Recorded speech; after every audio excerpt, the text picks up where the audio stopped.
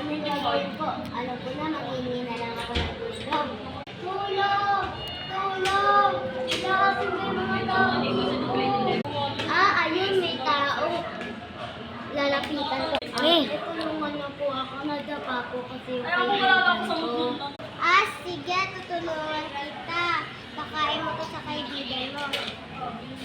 Ay, maraming salamat po. Sana po gabayan kayo ng Diyos.